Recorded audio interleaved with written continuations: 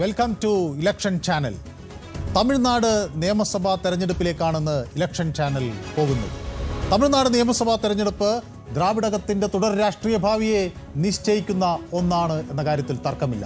234 നിയമസഭാ മണ്ഡലങ്ങളിലേക്ക് നടക്കുന്നു തെരഞ്ഞെടുപ്പ്. DMK, ADMK, BJP, കോൺഗ്രസ് തുടങ്ങിയ എല്ലാ പാർട്ടികൾക്കും ഈ തെരഞ്ഞെടുപ്പ് തമിഴ്നാട്ടിൽ നിർണായകമാണ്. സാമൂഹ്യനീതി അവിടെ വലിയ ചർച്ചാ വിഷയമാകുന്നു. ക്ഷേമ പദ്ധതികൾ ചർച്ചാ വിഷയമാകുന്നു. ഭാഷാ, പ്രാദേശിക വികാരം, സഖ്യരാഷ്ട്രീയം എല്ലാം ഈ തെരഞ്ഞെടുപ്പ് ഫലത്തെ നിർണയിക്കും. DMK സർക്കാരിൻ്റെ ഭരണ നേട്ടങ്ങളും പ്രതിപക്ഷത്തിൻ്റെ പ്രചാരണ തന്ത്രങ്ങളും വോട്ടർമാരുടെ മനോവ്യാപാരങ്ങളും അവരുടെ താല്പര്യങ്ങളുമെല്ലാം ഈ തെരഞ്ഞെടുപ്പിൽ ചർച്ചയാവുകയാണ്. തമിഴക രാഷ്ട്രീയത്തിൻ്റെ ഉള്ളറകളിലേക്ക് കടക്കാം. നമുക്ക് ഇന്ന് ഇലക്ഷൻ ചാനൽ. എല്ലാവർക്കും ഇലക്ഷൻ ചാനലിലേക്ക് സ്വാഗതം.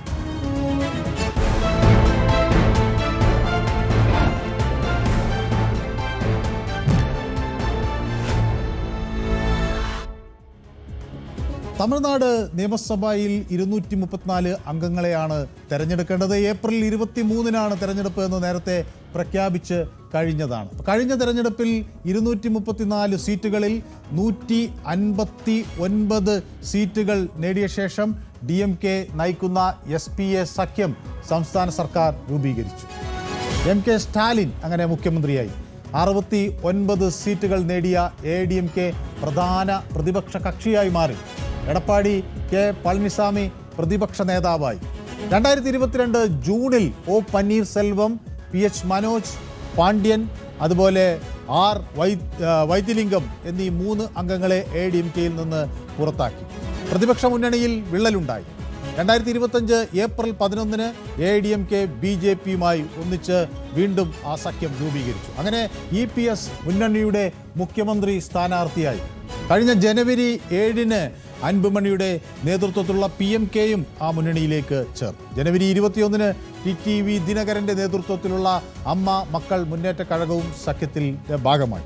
അങ്ങനെ തമിഴക രാഷ്ട്രീയം ഈ തെരഞ്ഞെടുപ്പ് വളരെ ഗൗരവത്തോടുകൂടി നോക്കിക്കാണുന്നു. അവിടെ സഖ്യകക്ഷികളായി കഴിഞ്ഞു. അവിടെ യുദ്ധകാഹളം മുഴക്കിക്കഴിഞ്ഞു. ഇനി പോരിനുള്ള ദിനമാണ് തെരഞ്ഞെടുപ്പ്. അതിനി അധിക സമയമില്ല. ഇനി അധിക ദിവസങ്ങൾ പോലും ഇല്ല. തമിഴകം എങ്ങനെ ചിന്തിക്കുന്നു എന്ന് അറിയാനുള്ള ഒരാകാംക്ഷയിലാണ് ഈ രാജ്യമെമ്പാടുമുള്ള രാഷ്ട്രീയ കേന്ദ്രങ്ങൾ. മറ്റൊരു പ്രധാന തമിഴകത്തിലെ ഒരു പ്രധാന വിഷയം അവിടുത്തെ സിനിമാ താരം വിജയ് ഈ തെരഞ്ഞെടുപ്പിൽ മത്സരിക്കുന്നു എന്നതാണ്. ഈ തെരഞ്ഞെടുപ്പിൽ വിജയ് എത്തുമ്പോൾ അത് തമിഴക രാഷ്ട്രീയത്തെ ഏത് തരത്തിൽ മാറ്റിമറിക്കും എന്നതൊക്കെ വലിയ കൗതുകത്തോടുകൂടി രാഷ്ട്രീയ കേന്ദ്രങ്ങൾ ഉറ്റുനോക്കുന്നു.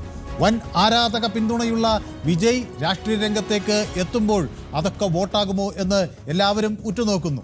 യുവജന വോട്ടർമാരെയും പുതിയ രാഷ്ട്രീയ ചർച്ചകളിലെയും ഒക്കെ അത് സ്വാധീനിക്കും എന്ന് ഉറപ്പാണ്. ഇപ്പോൾ ദ്രാവിഡ മുന്നണികളും പരമ്പരാഗത പാർട്ടികളും ആധിപത്യം പുലർത്തുന്ന തമിഴ്നാട്ടിൽ വിജയിയുടെ പ്രവേശനം എങ്ങനെയാണ് തെരഞ്ഞെടുപ്പ് സമവാക്യങ്ങളെ മാറ്റുക എന്ന് എല്ലാവരും ശ്രദ്ധിക്കുന്നു. എന്തു മാറ്റമാണ് അത് വരുത്തുക എന്നതാണ് പ്രധാന ചർച്ചാ വിഷയം. സിനിമയിൽ ജനപ്രീതി വോട്ടാകുമോ എന്ന ചോദ്യം അവിടെ നേരത്തെ തന്നെ ഉയർന്നു കഴിഞ്ഞു. വോട്ടാകുമെങ്കിൽ എത്ര ശതമാനം, ഏതു തലം വരെ, അതൊക്കെ അവിടെ ചർച്ചാ വിഷയമാവുകയാണ്. തമിഴക വെട്രിക്കഴകത്തിൻ്റെ നേതാവായി ആദ്യ തിരഞ്ഞെടുപ്പ് രംഗത്തിറങ്ങുന്ന വിജയ് 2 മണ്ഡലങ്ങളിലാണ് മത്സരിക്കുന്നത്. ഒന്ന് പെരമ്പൂർ, മറ്റൊന്ന് തിരുച്ചിറപ്പള്ളി ഈസ്റ്റ്. ഈ 2 മണ്ഡലങ്ങളാണ് ഇപ്പോൾ ഏറ്റവും അധികം ശ്രദ്ധാകേന്ദ്രമാകുന്നത് എന്ന കാര്യത്തിൽ തർക്കമില്ല. അവിടെ ഈ 2 മണ്ഡലങ്ങളിൽ തിരുച്ചിറപ്പള്ളിയിലും അതുപോലെ പെരമ്പൂരിലും തിരഞ്ഞെടുപ്പ് രംഗത്ത് വിജയ് എത്തുമ്പോൾ അത് അവിടുത്തെ ജനവിധി എന്താകും എന്ന കാര്യം എല്ലാവരും ഉറ്റുനോക്കുകയാണ്. ഈ രാഷ്ട്രീയ നേതാക്കൾ ഒരേ സമയം 2 മണ്ഡലങ്ങളിൽ മത്സരിക്കുന്നത് എപ്പോഴും സ്വാഭാവികമാണ്. പല ഘട്ടങ്ങളിലും നമുക്കത് കാണാൻ കഴിഞ്ഞിട്ടുണ്ട്. അതിന് പല കാരണങ്ങളുണ്ട്. എന്തുകൊണ്ട് 2 മണ്ഡലങ്ങളിൽ നിന്ന് മത്സരിക്കുന്നെന്ന ചോദ്യവും അവർ നേരിടാറുണ്ട്. അതിന് പ്രധാനമായും ഒരുപക്ഷെ പൂർണ്ണമായി വിജയിക്കുമെന്ന് ഉറപ്പില്ലാത്തൊരു സാഹചര്യത്തിൽ മറ്റൊരു മണ്ഡലത്തിൽ മത്സരിക്കാം.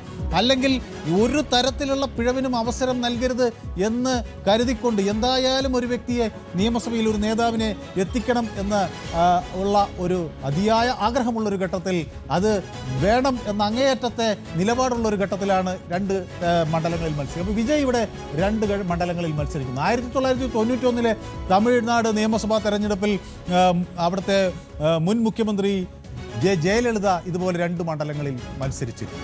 ബാർഗൂറിലും അതുപോലെ കങ്കേയത്തിലും ആണ് ബർഗൂരിലും കങ്കേയത്തിലുമാണ് അവർ മത്സരിച്ചിരുന്നത്. 2 മണ്ഡലങ്ങളിൽ ജയലളിത മത്സരിക്കുകയൊക്കെ ചെയ്തിരുന്നു. അപ്പോൾ സ്വാഭാവികമായും ഈ 2 മണ്ഡലങ്ങളിൽ ജയലളിത മത്സരിച്ച അപ്പോൾ ജയലളിത എന്തായാലും നിയമസഭയിൽ ഉണ്ടാകണം. ഒരു തരത്തിലുള്ള പിഴവ് ഏതെങ്കിലും ഒരു മണ്ഡലത്തിൽ സംഭവിച്ചാൽ അടുത്ത മണ്ഡലത്തിൽ നിന്ന് അവർ ജയിക്കണം എന്ന അത് മുന്നിൽ കണ്ടുകൊണ്ടാണ് ഇങ്ങനെ 2 മണ്ഡലങ്ങളിൽ മത്സരിക്കുന്നത്. അതോടൊപ്പം തന്നെ മറ്റൊരു പ്രധാന ഘടകം 2 പ്രദേശങ്ങളിലായി ഈ മണ്ഡലങ്ങൾ മത്സരം ഉണ്ടാകുമ്പോൾ സ്വാഭാവികമായും അവിടെ ഒരു പ്രധാന നേതാവ് മത്സരിക്കുന്നത് ആ പ്രദേശത്ത് അതിൻ്റെ പരിസരത്തുമൊക്കെയുള്ള ആ മണ്ഡലങ്ങളിൽ ഒരു വലിയ ആവേശത്തിന് വഴിവെക്കും. അങ്ങനെ കൂടി കണക്കാക്കിക്കൊണ്ട് മത്സരിക്കുന്നുണ്ട്. ഇപ്പോൾ ഉദാഹരണത്തിന് രാഹുൽ ഗാന്ധി വയനാട്ടിൽ മത്സരിക്കുമ്പോൾ കേരളത്തിൽ അതൊരു തരംഗം സൃഷ്ടിക്കുമെന്ന പ്രതീക്ഷ അവർക്കുണ്ട്. അതുപോലെ പല നേതാക്കളും സമാനമായ രീതിയിൽ 2 മണ്ഡലങ്ങളിൽ മത്സരിക്കുന്നു എന്നതാണ് നമുക്ക് കാണാൻ കഴിയുന്നത്. മറ്റൊരു കാര്യം ഇതിൽ 2 മണ്ഡലങ്ങൾ വരുമ്പോൾ അവിടെ എങ്ങനെ ഏത് തരത്തിലാണ് അവിടുത്തെ രാഷ്ട്രീയ സമവാക്യങ്ങൾ എന്നുകൂടി നമുക്ക് നോക്കാം. ആദ്യം പെരമ്പൂരിലെ കസേരകളി എങ്ങനെയാണ്?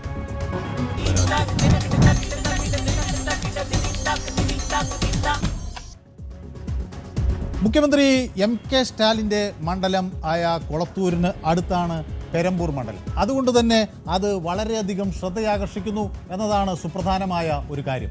തൊഴിലാളി വിഭാഗത്തിലെ അവിടെ ആളുകൾ കൂടുതൽ അധിവസിക്കുന്ന ഒരു പ്രദേശമാണ്, ജനസാന്ദ്രതയുള്ള ഒരു പ്രദേശമാണ്, വലിയ തിരക്കുള്ള ഒരു പ്രദേശമാണ്, നഗരപ്രദേശമാണ്.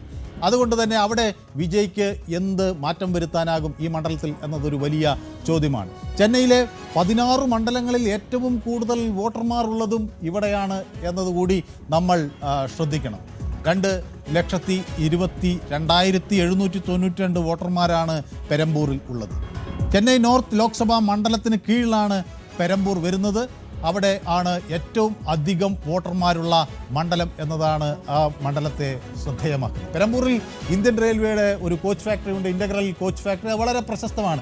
ആ കോച്ച് ഫാക്ടറി വന്നതോടുകൂടി തന്നെ ആ പ്രദേശത്തിൻ്റെ ഒരു സ്വഭാവം തന്നെ വലിയ രീതിയിൽ മാറി. അവിടെ പലയിടങ്ങളിലും കൂണുകൾ പോലെ തൊഴിൽശാലകൾ മുളച്ചുപൊന്തി. അപ്പോൾ തൊഴിലാളികൾക്ക് വലിയ പ്രാതിനിധ്യമുള്ള ഒരു സ്ഥലമായി അത് മാറുകയാണ്. അപ്പോൾ ICF ആ മണ്ഡലത്തിൻ്റെ ജനസംഖ്യാ ഘടനയിൽ തന്നെ ഒരു മാറ്റം വരുത്തി എന്നത് നമ്മൾ മനസ്സിലാക്കണം. ആ വലിയൊരു സംഭാവന അവിടെ അത് നൽകുകയും ചെയ്തു. അപ്പോൾ ചരിത്രപരമായൊരു പ്രദേശം കൂടിയാണ് ഇത് എന്ന് ഓർക്കണം.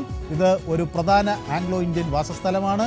ഇതിന് ഒരു പാശ്ചാത്യ സ്വഭാവമുള്ള ഒരു മേഖല കൂടി ഉണ്ട് ഈ മണ്ഡലത്തിൽ എന്നതാണ് ഒരു സുപ്രധാന ഘടകം. കൊളോണിയൽ ഘടനകൾ ഈ പ്രദേശത്ത് വ്യാപിച്ച് കിടക്കുന്നു. ഏകദേശം 30,000-ഓളം ക്രിസ്ത്യൻ വിഭാഗത്തിലുള്ള വോട്ടർമാർ മണ്ഡലത്തിൽ താമസിക്കുന്നുണ്ട്. മാത്രമല്ല അതുകൂടാതെ തന്നെ ഈ മുസ്ലിം വിഭാഗത്തിലുള്ള വോട്ടർമാരും ധാരാളം മണ്ഡലത്തിലുണ്ട്. നായിഡു വിഭാഗത്തിലുള്ള വോട്ടർമാരുണ്ട്.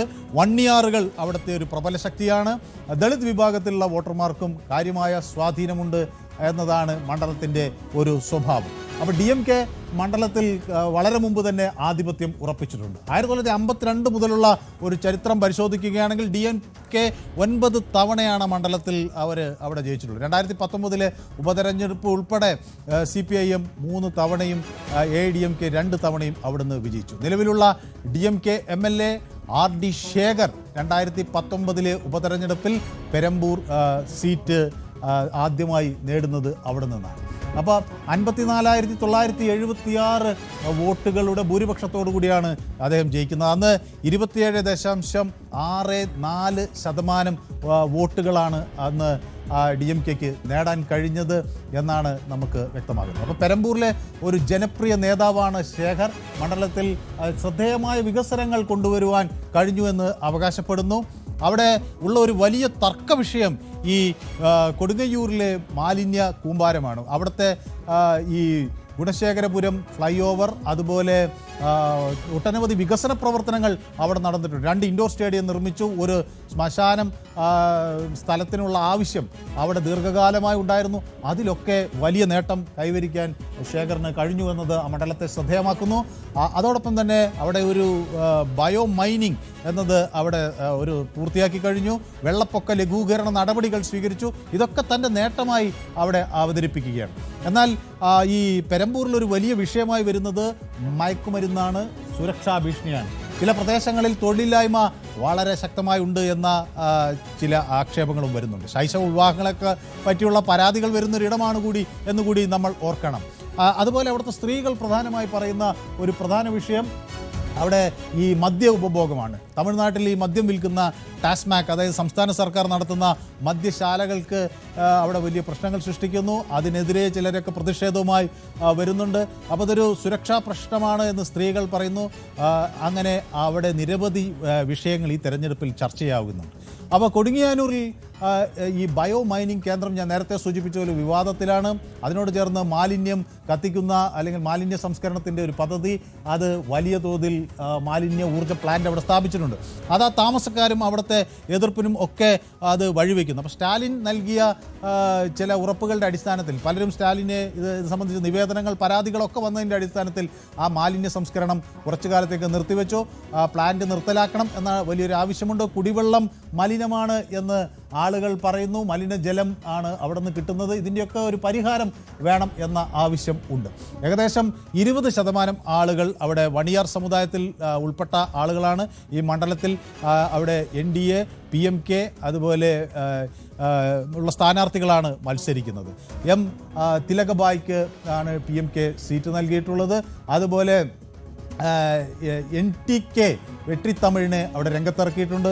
യുവാക്കൾക്ക് കന്നി വോട്ടർമാർ, സ്ത്രീകൾ, അവരിലൊക്കെ ഒരു വലിയ വിഭാഗം തൻ്റെ കൂടെ നിൽക്കും എന്നാണ് വിജയ് ഈ ഘട്ടത്തിൽ കണക്ക് കൂട്ടുന്നത്. അപ്പോൾ ക്രിസ്ത്യൻ സമൂഹത്തിലെ വലിയൊരു വിഭാഗത്തെയും ആകർഷിക്കാം എന്ന് വിജയ് പ്രതീക്ഷിക്കുന്നു. മയക്കുമരുന്ന് വിരുദ്ധ മേഖലകൾ വിജയ് വാഗ്ദാനം ചെയ്യുന്നു. അവിടെ ഇഫ്താർ പാർട്ടികളിൽ പങ്കെടുക്കുന്നു. 20% മുസ്ലിം സമൂഹം അവിടെ ഉണ്ട്. അവരെ തൻ്റെ കയ്യിലേക്ക് അല്ലെങ്കിൽ അവരെ ആകർഷിക്കാനൊക്കെ ഉള്ള പദ്ധതികൾ അവിടെ വിജയ് ചെയ്യുകയും ഒക്കെ ചെയ്യും. അപ്പോൾ DMK ശക്തി കേന്ദ്രത്തിൽ താനൊരു മുഖ്യമന്ത്രി സ്ഥാനാർത്ഥിയാണ് എന്ന് പറഞ്ഞുകൊണ്ടാണ് അവിടെ വിജയ് മത്സരിക്കുന്നത്. എല്ലാ വെല്ലുവിളികളും അവിടെ ഉയർത്തുകയാണ്. അപ്പോൾ അവിടെ ആദ്യമായ ഒരു മുഖ്യമന്ത്രി സ്ഥാനാർത്ഥി മത്സരത്തിന് സാക്ഷ്യം വഹിക്കുന്നു എന്നത് ആ മണ്ഡലത്തിൽ വലിയ ചർച്ചാ വിഷയമാകുന്നു. ഈ വസ്തുതകളൊക്കെ തനിക്ക് അനുകൂലമാകും എന്നാണ് വിജയ് കരുതുന്നത്. ആരാധക വൃന്ദത്തെ മാത്രം ആശ്രയിച്ച ഒരു നേതാവിന് മുന്നേറാൻ കഴിയുമോ എന്ന ചോദ്യം പക്ഷേ DMK ഉന്നയിക്കുന്നു. DMK ശക്തി കേന്ദ്രത്തിൽ വിജയ്ക്കൊന്നും ചെയ്യാൻ കഴിയില്ല എന്നാണ് അവരുടെ ഒരു കണക്കുകൂട്ടൽ. ഏതായാലും നമുക്ക് ഈ പെരമ്പൂർ മണ്ഡലത്തിൻ്റെ കണക്ക് എങ്ങനെ വരുന്നു എന്ന് ഒന്ന് പരിശോധിക്കാം. പെരമ്പൂർ മണ്ഡലത്തിൽ കഴിഞ്ഞ കാലങ്ങളിൽ നടന്ന തെരഞ്ഞെടുപ്പിൻ്റെ ഫലങ്ങൾ നമുക്ക് അതിൻ്റെ ഡാറ്റ കൂടി നമ്മുടെ കയ്യിലുണ്ട്. അവിടെ എങ്ങനെയാണ് അതിൻ്റെ ഒരു പൊതുചിത്രം എന്ന് നമുക്ക് പരിശോധിക്കാവുന്നതാണ്. പെരമ്പൂർ മണ്ഡലത്തിൽ നമുക്ക് അറിയാം, അവിടുത്തെ കണക്ക് പരിശോധിക്കുമ്പോൾ അവിടെ RD ശേഖർ ആണ് അവിടെ സ്ഥാനാർത്ഥിയായി DMK ഇത്തവണയും നിർത്തിയിരിക്കുന്നത്. നേരത്തെ 2021 RD ശേഖർ അവിടെ നിന്ന് 10 ലക്ഷത്തിലധികം 54,000 വോട്ട് 54,976 വോട്ടിൻ്റെ ഭൂരിപക്ഷത്തിലാണ് അവിടെ നിന്ന് ജയിക്കുന്നത്. അവിടെ 1,05,267 വോട്ടുകൾ നേടിക്കൊണ്ട് ഭൂരിപക്ഷം അവിടെ ശേഖറിന് ലഭിക്കുന്നത്. RD ശേഖറിന് 54,000 വോട്ടിൻ്റെ ഭൂരിപക്ഷം. DMKക്ക് എത്ര വലിയ ശക്തി കേന്ദ്രമാണ് DMK സംബന്ധിച്ചിടത്തോളം എന്ന് നമുക്ക് അതിൽ നിന്ന് വ്യക്തമാകും. അവിടെ NR ധനപാലൻ ADMKയുടെ സ്ഥാനാർത്ഥിയായി മത്സരിച്ചു. ഏതാണ്ട് പകുതിയോളം വോട്ടുകൾ ആണ്, 50,000-ഓളം വോട്ടുകളാണ് NR ധനപാലിന് അവിടെ നിന്ന് സമാഹരിക്കാൻ കഴിഞ്ഞുള്ളൂ. NTKക്ക് 20,000-ൽ താഴെ വോട്ടുകളെ സമാഹരിക്കാൻ. അപ്പോൾ ഭൂരിപക്ഷം DMKയുടെ 54,976 വോട്ടുകളുടെ ഭൂരിപക്ഷമുള്ള ഒരു മണ്ഡലത്തിലാണ് അവിടെ മത്സരിക്കുന്നത് എന്നതാണ് അതിലെ ശ്രദ്ധേയമായ ഒരു കാര്യം. അപ്പോൾ 2019 തെരഞ്ഞെടുപ്പിൻ്റെ ചിത്രങ്ങൾ കൂടി നമുക്ക് ഒന്ന് പരിശോധിക്കേണ്ടതുണ്ട്. 2019 ഒരു ഉപതെരഞ്ഞെടുപ്പ് നടക്കുന്നു. അങ്ങനെയാണ് അവിടെ ആദ്യമായി ഈ RD ശേഖർ അവിടെ സ്ഥാനാർത്ഥിയായി എത്തുന്നത്. RD ശേഖർ DMKയുടെ സമാനമായ രീതിയിൽ 1,06,394 വോട്ടിൻ്റെ വോട്ടാണ് അവിടെ നേടുന്നത്.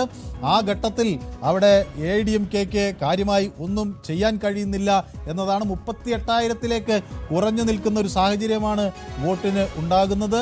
MNMൻ്റെ പ്രിയദർശിനിയാണ് മറ്റൊരു സ്ഥാനാർത്ഥി. അവിടെ പ്രിയദർശിനിക്ക് നേടാൻ കഴിയുന്നത് 20,508 വോട്ടാണ്. അപ്പോൾ രണ്ടാമത്തെ 2019 ഭൂരിപക്ഷം നമുക്ക് കണക്കാക്കുമ്പോൾ 68,000 വോട്ടിൻ്റെ ഭൂരിപക്ഷത്തിലാണ് അവിടെ വന്നിരിക്കുന്നത് DMKക്ക് നേടാൻ കഴിയും. അതേപോലെ തന്നെ അതിന് തൊട്ടു മുമ്പുള്ള 2016 ADMK വിജയിച്ച ഒരു സാഹചര്യം ഈ മണ്ഡലത്തിൽ ഉണ്ട്. നമുക്ക് പെരമ്പൂരിൽ 2016 അവിടുത്തെ സാഹചര്യം ഒന്ന് പരിശോധിക്കുമ്പോൾ നമുക്ക് അവിടെ കാണാൻ കഴിയുന്നത് DMK സ്ഥാനാർത്ഥിക്ക് ജയിക്കാൻ കഴിഞ്ഞിട്ടുണ്ട്, പക്ഷേ ADMK സ്ഥാനാർത്ഥിക്ക് ജയിക്കാൻ കഴിയുന്നുണ്ട്. പക്ഷേ ഭൂരിപക്ഷം 519 എന്ന കേവല സംഖ്യ മാത്രമാണ്. ഈ വെട്രിവേലാണ് അവിടെ ഒരു അട്ടിമറി വിജയം നേടുന്നത്.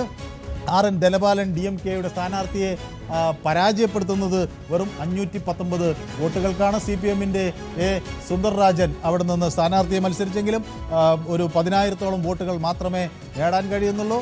പക്ഷേ ആ 2016 ADMKയുടെ 519 എന്ന ഭൂരിപക്ഷമാണ് പിന്നീട് 2016 ആ 519 എന്ന ഭൂരിപക്ഷമാണ് 2019 ആകുമ്പോൾ 68,000-ആയി ഉയരുന്നത് എന്നതാണ് കണക്കുകൾ വ്യക്തമാക്കുന്ന. 68,023 ഭൂരിപക്ഷം വരുന്നു. അത് 2021 ആകുമ്പോഴേക്കും ആ ഭൂരിപക്ഷം 54,976 വരികയാണ്. അപ്പോൾ ഇത് DMKക്ക് വലിയ സ്വാധീനമുള്ള ഒരു മണ്ഡലമാണ് എന്ന കാര്യത്തിൽ അവിടെ യാതൊരു സംശയവും നമുക്കില്ല. ഒരു അർത്ഥശങ്കയ്ക്കിടയില്ലാതെ അവിടെ വളരെ കൃത്യമായി DMKക്ക് സ്വാധീനമുള്ളൊരു മണ്ഡലം എന്ന് നമുക്ക് ഉറപ്പിക്കാൻ കഴിയും. അവിടെയാണ് ഈ വിജയ് ഒരു സ്ഥാനാർത്ഥിയായി രംഗപ്രവേശനം ചെയ്യുന്നത്. അവിടെ ഉള്ള സമുദായ വോട്ടുകൾ, പ്രത്യേകിച്ച് ക്രൈസ്തവ വിഭാഗത്തിൻ്റെ വോട്ടുകൾ എങ്ങനെ തനിക്ക് അനുകൂലമാക്കാൻ കഴിയും എന്നതാണ് വിജയ് അവിടെ പ്രധാനമായും ഉറ്റുനോക്കുന്നത്. സ്വാഭാവികമായും അത് എങ്ങനെയാണ് കഴിയുക എന്ന് നോക്കുമ്പോൾ സ്ത്രീ വോട്ടർമാർ, ആദ്യ കന്നി വോട്ടർമാർ തുടങ്ങിയവരെ തൻ്റെ ഭാഗത്തേക്ക് കൊണ്ടുവരാൻ കഴിയും എന്നൊരു വലിയ പ്രതീക്ഷ വിജയ്ക്കുണ്ട്. അത് ഫലം കാണുമോ എന്നതാണ് നമ്മൾ അവിടെ പെരമ്പൂരിൽ നോക്കിക്കാണേണ്ടത്. ഏതായാലും ഒരു ചെറിയ ഇടവേള അനിവാര്യമാണ്. അതിനുശേഷം ട്രിച്ചി ഈസ്റ്റിൽ വിജയ് എന്തൊക്കെ തരം വെല്ലുവിളികളാണ് നേരിടുന്നത് എന്ന് നമുക്ക് കാണാം. ഒരു ചെറിയ ഇടവേള എടുത്ത് പെട്ടെന്ന് മടങ്ങി വരാം. Short break.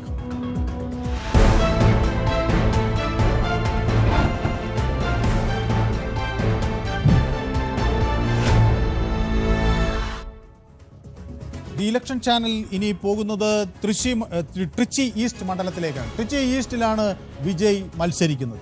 ട്രിച്ചി ഈസ്റ്റ് മണ്ഡലത്തിൽ വിജയുടെ വിജയസാധ്യതകൾ എന്ത് എന്നുകൂടി നമുക്ക് പരിശോധിക്കേണ്ടതുണ്ട്. തമിഴ്നാട്ടിലെ ട്രിച്ചി ഈസ്റ്റ് എന്ന് പറയുമ്പോൾ അത് പലരും പല പേരുകളിലാണ് വിളിച്ചിട്ടുള്ളത്. തിരുച്ചിറപ്പള്ളി എന്ന് വിളിക്കുന്നവരുണ്ട്. തിരുച്ചിറപ്പള്ളി ലോക്സഭാ മണ്ഡലത്തിലാണ് ഈ നിയമസഭാ മണ്ഡലം വരുന്നത് എന്നത് ഒരു ശ്രദ്ധേയമായ കാര്യമാണ്. അപ്പോൾ വിജയ് അവിടെ നിന്ന് താനൊരു മുഖ്യമന്ത്രി സ്ഥാനാർത്ഥിയാണ് എന്ന മട്ടിൽ നിന്ന് ട്രിച്ചി ഈസ്റ്റിൽ നിന്ന് മത്സരിക്കുകയാണ്. അത് അവിടെയും ഒരു മുഖ്യമന്ത്രി സ്ഥാനാർത്ഥി, ഒരു താരപ്രഭ തനിക്കുണ്ടെന്നും അത് അവിടെ ഒരു വിജയത്തിന് സഹായിക്കും എന്നൊക്കെയുള്ള പ്രതീക്ഷ വിജയ്ക്കുണ്ട്. 2021 53,797 വോട്ടുകളോടെ, അതായത് 31.13% ഭൂരിപക്ഷത്തിൽ അവിടെ നിന്ന് ജയിച്ചത് DMK MLA ഇനിഗോ എസ് ഇരുദയ രാജാണ്. അദ്ദേഹമാണ് ഇത്തവണയും തെരഞ്ഞെടുപ്പിൽ വരുന്നത്. ADMKയിലെ G രാജശേഖരനും NTKയിലെ ഡോക്ടർ കൃഷ്ണസ്വാമിയും ആണ് മറ്റ് മത്സരാർത്ഥികളായി അവിടെ വരുന്നത്. എന്നാൽ ഈ ക്രൈസ്തവ നല്ലേന ഇയക്കത്തിൻ്റെ സംഘടനാ സ്ഥാപകനായ ഇരുദയ രാജും അതുപോലെ ഈ വെള്ളാർ ക്രിസ്ത്യൻ സമുദായത്തിൽ നിന്നുള്ള വിജയും തമ്മിലായിരിക്കും നേരിട്ടുള്ള ഒരു പോരാട്ടം എന്നാണ് രാഷ്ട്രീയ കേന്ദ്രങ്ങൾ വ്യക്തമാക്കുന്നത്. അപ്പോൾ ഏതായാലും ഇതുവഴി ക്രിസ്ത്യൻ വോട്ടുകൾ രണ്ടുപേർ കൂടി വിഭജിച്ചെടുക്കും എന്നത് ഒരു ഘടകമാണെന്നും അതുകൊണ്ട് തനിക്ക് ജയിക്കാൻ കഴിയും എന്നാണ് ADMKയിലെ G രാജശേഖരൻ വ്യക്തമാക്കുന്നത്. G രാജശേഖരനും വെള്ളാർ സമുദായത്തിൽ നിന്നുള്ള ഒരു ഹൈന്ദവ സ്ഥാനാർത്ഥിയാണ്. അപ്പം ആ വോട്ടുകൾ, അവിടുത്തെ ഹൈന്ദവ വോട്ടുകൾ തനിക്ക് അനുകൂലമായി വരും. ക്രിസ്ത്യൻ വോട്ടുകൾ ഭിന്നിക്കാൻ കഴിയും, ഹൈന്ദവ വോട്ടുകൾ തനിക്ക് അനുകൂലമായി വരും എന്നതാണ് ADMK സ്ഥാനാർത്ഥിയുടെ ഒരു പ്രതികരണം. കാരണം ഈ തമിഴ്നാട്, പ്രത്യേകിച്ച് ഈ ജാതി സമവാക്യങ്ങളൊക്കെ വളരെയധികം പ്രധാനപ്പെട്ട ഒരു ഘടകമായി അവിടെ തെരഞ്ഞെടുപ്പിൽ പ്രതിഫലിക്കാറുണ്ട്. ഈ വിഭാഗത്തിൻ്റെ വോട്ടുകൾ ലക്ഷ്യം വെച്ചാണ് സ്ഥാനാർത്ഥികളെ നിർത്താറ്. പ്രബല സമുദായങ്ങൾക്ക് ഒക്കെ ലക്ഷ്യം വെച്ചുകൊണ്ടാണ് അവിടെ പലപ്പോഴും സ്ഥാനാർത്ഥികളെ നിർത്താത്തത്. അപ്പോൾ NDAക്ക് വേണ്ടി ഹിന്ദു വോട്ടുകൾ നേടാൻ കഴിയുമെന്നൊക്കെയുള്ള ഒരു പ്രതീക്ഷയാണ് അവിടെ ഈ ADMK സ്ഥാനാർത്ഥിക്കുള്ളത്. ഏതായാലും ഭരണവിരുദ്ധ വികാരം ഈ മണ്ഡലത്തിൽ വലിയ തോതിൽ തങ്ങൾക്ക് ഗുണം ചെയ്യും എന്നാണ് അവിടെ പറയുന്നത്. പ്രതിപക്ഷത്തിൻ്റെ ഒരു നിലപാട് DMK ഭരണത്തിന് കീഴിലുള്ള അഴിമതി അവിടെ വലിയ തോതിൽ ചർച്ചാ വിഷയമാക്കി എന്ന് ഒരു അവകാശവാദം വിജയുടെ പാർട്ടി മുന്നോട്ട് വയ്ക്കുന്നു. ഇത് വിജയ്ക്ക് എത്ര കണ്ടിത് ഗുണപ്രദമാകും എന്നതാണ് ഈ തെരഞ്ഞെടുപ്പിൽ അവിടെ ചർച്ചാ വിഷയമാകുന്നത്. അപ്പോൾ തൻ്റെ ആരാധകർ, അതുപോലെ യുവാക്കൾ, അതുപോലെ വിജയ് ഒരു തവണ വിജയ്ക്കൊരു അവസരം നൽകണം എന്ന് ആഗ്രഹിക്കുന്ന വിഭാഗം, പിന്നെ അതോടൊപ്പം തന്നെ സ്ത്രീകളുടെ ഒരു പിന്തുണ, ഇതൊക്കെ വിജയ്ക്ക് അനുകൂലമാകും എന്നാണ് വിജയ് ക്യാമ്പിൻ്റെ കണക്കുകൂട്ടൽ. തിരുച്ചിയിൽ ഇത് രണ്ടാം തവണയാണ് മുഖ്യമന്ത്രി പരിവേഷമുള്ള ഒരാൾ വരുന്നത്. 2011 ജയലളിത അവിടെ ജില്ലയിൽ ശ്രീരംഗത്ത് വന്ന് മത്സരിക്കുകയൊക്കെ ചെയ്തത്. അത് തിരുച്ചിയുടെ ഒരു നഗരത്തിൻ്റെ ഒരു സബർബൺ ഏരിയയാണ്. അവിടെയാണ് ജയലളിത ശ്രീരംഗത്ത് ഒരു തവണ മത്സരിക്കുകയും വിജയിക്കുകയൊക്കെ ചെയ്തിട്ടുള്ളത്. അപ്പോൾ സ്വാഭാവികമായും ഒരു മുഖ്യമന്ത്രി സ്ഥാനാർത്ഥി വരുന്നുവെന്ന ഒരു നേരത്തെ മറ്റ് പെരമ്പൂരിലുള്ള ആ ഒരു പ്രതീതി ഇവിടെ ഉണ്ടോ എന്ന കാര്യത്തിൽ അറിയില്ല. ഏതായാലും വിജയുടെ താരപ്രഭ അവിടെ ഗുണം ചെയ്യും എന്നാണ് അവർ പ്രതീക്ഷിക്കുന്നത്. അപ്പോൾ വെള്ളാളർ ക്രിസ്ത്യൻ ഘടകത്തിന് പുറമേ ഈ മണ്ഡലത്തിൽ ഏറ്റവും അധികം ശക്തിയുള്ള ഈ തൊഴിലാളി വിഭാഗങ്ങൾക്കാണ്. തൊഴിലാളി വിഭാഗങ്ങൾക്ക് അവിടെ വലിയ മേൽക്കൈയുണ്ട്. തിരുച്ചി എല്ലാവർക്കും അറിയാവുന്നതുപോലെ ഒരു വ്യവസായ മേഖലയാണ്. അതോടൊപ്പം നിരവധി വിദ്യാഭ്യാസ സ്ഥാപനങ്ങൾ ഉള്ളൊരു മേഖലയാണ്. വിദ്യാഭ്യാസ കേന്ദ്രങ്ങൾ ഉള്ള ഒരു വിദ്യാഭ്യാസ കേന്ദ്രം എന്ന് തന്നെ വിളിക്കാവുന്ന ഒരു മേഖലയാണ്. അപ്പോൾ പുതിയ തലമുറയിൽപ്പെട്ട ആളുകൾക്ക് അവിടുത്തെ തെരഞ്ഞെടുപ്പ് ഫലത്തിൽ ഒരു വലിയ നിർണായകമായ ഒരു സ്വാധീനം ചെലുത്താൻ കഴിയും എന്നതുകൂടി ശ്രദ്ധേയമാണ്. 2008 ഈ ഡീലിമിറ്റേഷൻ അല്ലെങ്കിൽ അതിർത്തി നിർണയത്തിന് ശേഷമാണ് തിരുച്ചിറപ്പള്ളി ഈസ്റ്റ് എന്ന മണ്ഡലം രൂപീകരിക്കുന്നത്. നമ്മുടെ തിരുച്ചി എന്നവർ പറയുന്നു, തിരുച്ചിറപ്പള്ളി എന്ന് പറയുന്നു, ട്രിച്ചി എന്ന് പറയുന്നു, അങ്ങനെ പല പേരുകളിൽ. നേരത്തെ ഈ പ്രദേശം തിരുച്ചിറപ്പള്ളി 2 മണ്ഡലം എന്ന പേരിലായിരുന്നു അറിയപ്പെട്ടിരുന്നത്. അവിടെ മുനിസിപ്പൽ വകുപ്പ് മന്ത്രി ഒരു DMK സ്ഥാനാർത്ഥി അവിടുന്ന് തിരഞ്ഞെടുക്കപ്പെട്ടു. അതാണ് KN നെഹ്റു. ആ KN നെഹ്റു ട്രിച്ചി മേഖലയിൽ ഏറ്റവും സ്വാധീനമുള്ള ഒരു രാഷ്ട്രീയ നേതാവാണ് എന്നാണ് പൊതുവെ ഉള്ള വിലയിരുത്തൽ. അപ്പോൾ സ്വാധീനിക്കാൻ കഴിവുള്ള ഒരു പ്രമുഖ വ്യക്തിയാണ് നെഹ്റു. അപ്പോൾ ഇവിടെ അദ്ദേഹം തൃച്ചി വെസ്റ്റ് മണ്ഡലത്തിൽ നിന്നാണ് ഇത്തവണ ജനവിധി തേടുന്നത്. അപ്പോൾ ഇവിടെ വിജയ് വെള്ളാളർ ക്രിസ്ത്യൻ സമൂഹത്തിൻ്റെ സ്വാധീനം പ്രയോജനപ്പെടുത്താൻ ശ്രമിക്കും എന്ന് കരുതുന്നു. വിജയ് ഈ സീറ്റിൽ നിന്ന് സ്ഥാനാർത്ഥിത്വം പ്രഖ്യാപിച്ചപ്പോൾ DMK ഇരുദയരാജിനെ നിർത്താൻ തീരുമാനിച്ചു.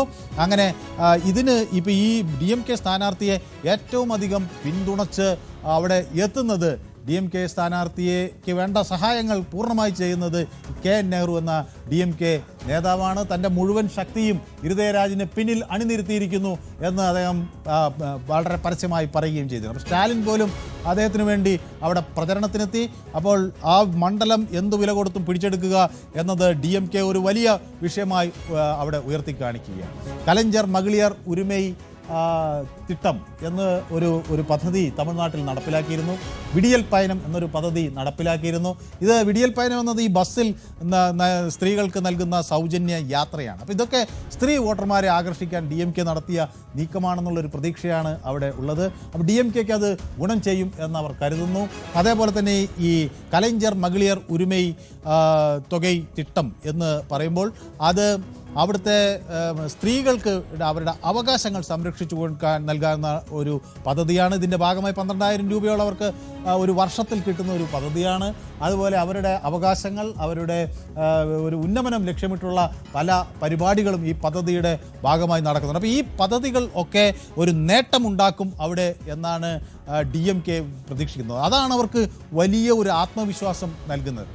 ക്രിസ്ത്യൻ ന്യൂനപക്ഷ വോട്ടുകൾ വിഭജിക്കപ്പെടാൻ സാധ്യതയുള്ളതിനാൽ തിരുച്ചി ഈസ്റ്റിലെ ഹൈന്ദവ ദളിത് വോട്ടുകൾ, മുസ്ലിം സമുദായ വോട്ടുകൾ എന്നിവ ഏത് വഴിക്ക് നീങ്ങുന്നു എന്നത് വിജയത്തെ നിർണ്ണയിക്കും എന്ന് അവിടെ രാഷ്ട്രീയ നിരീക്ഷകർ അഭിപ്രായപ്പെടുകയാണ്.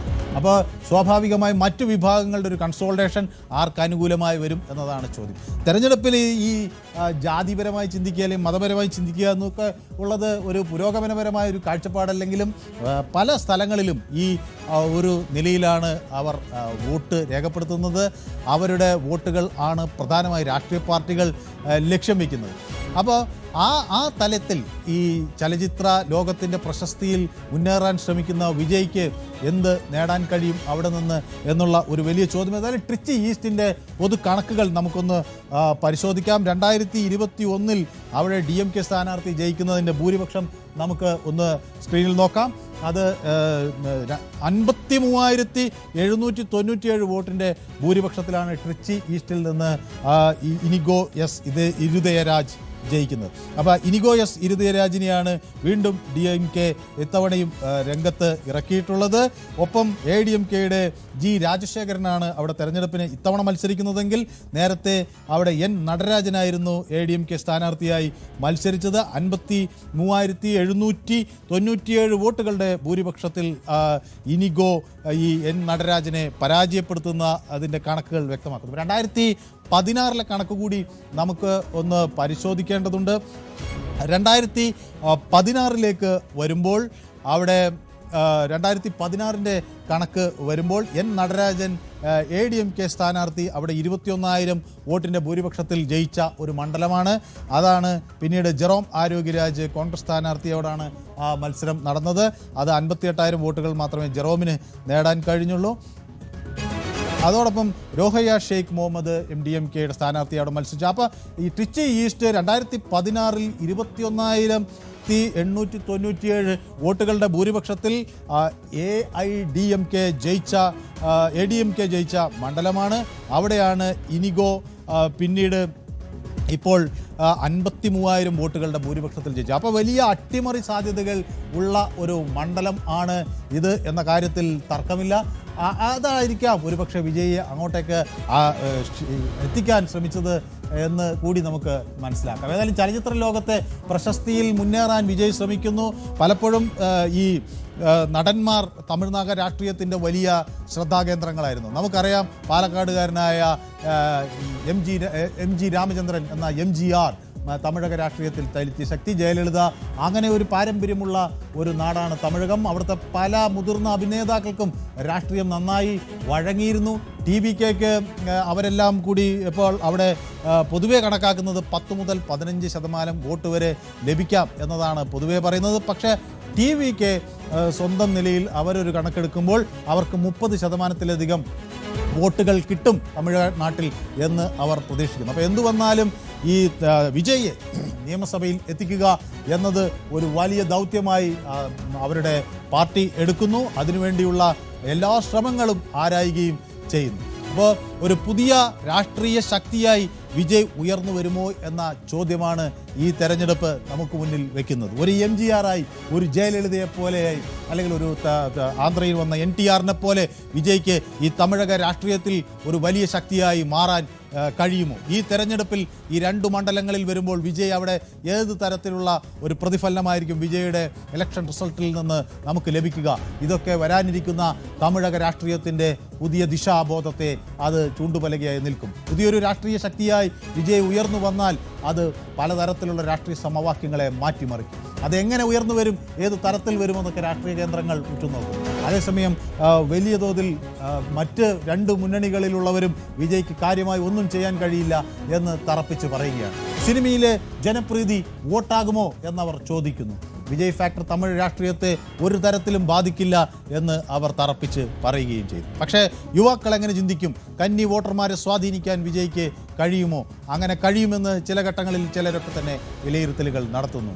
അതോടൊപ്പം തന്നെ മറ്റൊരു വലിയ വെല്ലുവിളി വിജയ്ക്ക് മുന്നിലുള്ളത് ഈ ജനപ്രീതിയെ സ്ഥിരമായ രാഷ്ട്രീയ പിന്തുണയാക്കി മാറ്റുക എന്നത് വളരെ എളുപ്പമുള്ളൊരു കാര്യമല്ല. അതൊരു വലിയ വെല്ലുവിളിയാണ്. വിജയുടെ ആ രാഷ്ട്രീയ പ്രവേശനത്തിന് ആദ്യഘട്ടത്തിൽ ലഭിച്ച അംഗീകാരം പിന്നീട് അങ്ങോട്ട് ഉണ്ടാകുമോ എന്ന ഒരു വലിയ ചോദ്യം അവിടെ നിൽക്കുന്നു. അധികാരമാറ്റം സൃഷ്ടിക്കാൻ തക്ക വലുപ്പത്തിലേക്ക് അത് വളരുമോ എന്ന ചോദ്യം അവിടെ നിലനിൽക്കുന്നു.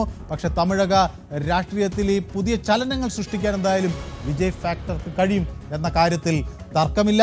പക്ഷേ അത് എത്ര, ഏത് തരത്തിൽ എന്നൊക്കെയുള്ളത് വരും ദിവസങ്ങളിൽ നമുക്ക് വ്യക്തമാകും. അപ്പോൾ അവിടെ തമിഴ്നാട്ടിൽ അതിൻ്റെ പൂർണ്ണമായ രീതിയിലുള്ള പോരിനുള്ള കാഹളം മുഴങ്ങിക്കഴിഞ്ഞു. ആ വിജയ് ഫാക്ടർ എന്തായിരിക്കും, അത് രാഷ്ട്രീയ കേന്ദ്രങ്ങൾ സഗൗരവം ഉറ്റുനോക്കുകയും ചെയ്യും. ഇന്നത്തെ ഇലക്ഷൻ ചാനൽ ഇവിടെ സമാപിക്കുന്നു. അടുത്ത ദിവസം മറ്റൊരു വിഷയവുമായി വീണ്ടും കാണാം. നന്ദി, നമസ്കാരം, ഗുഡ് ബൈ.